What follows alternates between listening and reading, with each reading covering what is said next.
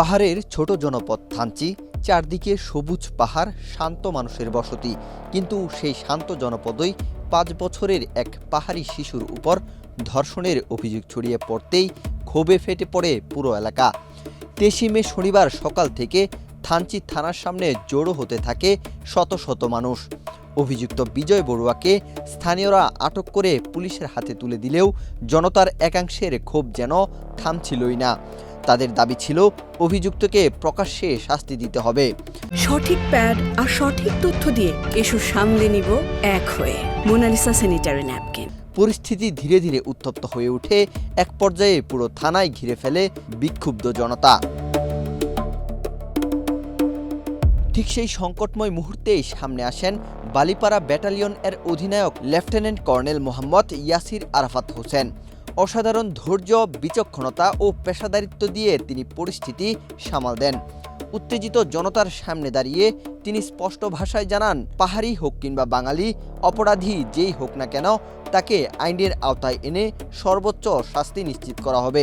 ঘৃণা, আপনার যে ক্রোধ, আপনার যে আক্রোশ, একই ঘৃণা, একই ক্রোধ, একই আক্রোশ আমার মধ্যেও।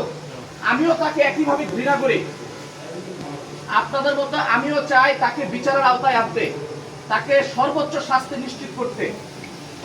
এখানে অপরাধ সংঘটিত হয়েছে, কে বাঙালি, কে পাহাড়ি, কে অন্য ধর্মের, কে কোন ধর্মের, এটা আমার কাছে কোনো বিবেচ্য বিষয় না।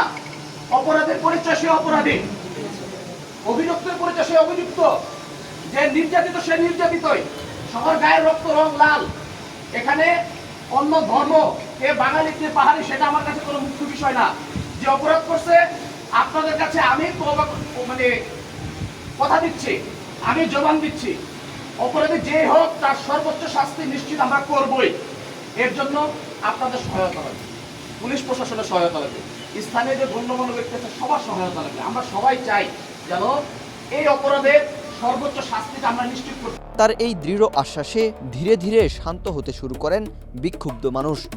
দীর্ঘ সময় ধরে উত্তেজিত জনতাকে বোঝানো, আইন নিজের হাতে তুলে না নেওয়ার আহ্বান এবং শিশুটির পরিবারের পাশে থাকার প্রতিশ্রুতি, সব মিলিয়ে এক মানবিক নেতৃত্বের পরিচয় দেন তিনি। আমরা জানি একটা সন্তানের উপর অত্যাচার করলে, তার উপর জুলুম করলে কতটা কষ্ট লাগে। এই বাবার যেমন কষ্ট, আমারও একই কষ্ট। আমি শুধু আপনাদের কাছে একটা কথা পরিষ্কার করে বলতে চাই যে এই কাজ যেই করুক না কেন, পাহাড়ি করুক, বাঙালি করুক, পাহাড়ি পাহাড়িকে করুক, পাহাড়ি বাঙালিকে করুক, বাঙালি পাহাড়িকে করুক, আমার চোখে কোনো পাহাড়ি বাঙালি নাই। আমার চোখে অপরাধী মানে সে অপরাধী, তাকে সর্বোচ্চ শাস্তি দেওয়া, নিশ্চিত করা জোন কমান্ডার হিসেবে আমার দায়িত্ব।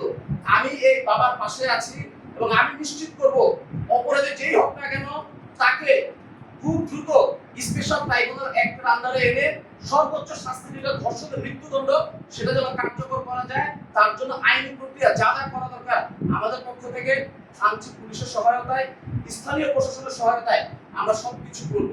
আপনাদেরকে আবারও বলে দিচ্ছি, এখানে আমাদের থানচিতে কোনো প্রকার অন্যায়, অপরাধ, জুলুম, অত্যাচার আমরা বরদাস্ত করব না। বিজিবি পুলিশের সহায়তা নিয়ে, স্থানীয় প্রশাসনের সহায়তা নিয়ে যত প্রকার অপরাধ আছে সমস্ত অপরাধ দমনে আমরা বদ্ধপরিকর। এবং এই যে ঘটনা ঘটলো, এই ন্যাক্কারজনক ঘটনা ঘটলো, এর জন্য আসামির বিরুদ্ধে যত প্রকার প্রশাসনিক ব্যবস্থা গ্রহণ করতে হয় আমরা গ্রহণ করব। এর সাথে এই বাবার মেয়ের যত প্রকার সাপোর্ট দরকার, যত প্রকার চিকিৎসা সহায়তা দরকার, যা করা দরকার আমাদের বিজিবির পক্ষ থেকে আমরা করব। পুলিশ জানিয়েছে, অভিযুক্তের বিরুদ্ধে নারী ও শিশু নির্যাতন দমন আইনে মামলা হয়েছে এবং তাকে আদালতে পাঠানো হয়েছে। বর্তমানে থানচির পরিস্থিতি স্বাভাবিক থাকলেও মানুষের মনে রয়েছে গভীর ক্ষত। পাহাড়ি সেই ছোট্ট শিশুর জন্য আজ পুরো থানচি যেন একসঙ্গে ন্যায় বিচারের অপেক্ষায়। ওয়াহিদ হুসাইন জিহাদ, বাংলাদেশ প্রতিদিন।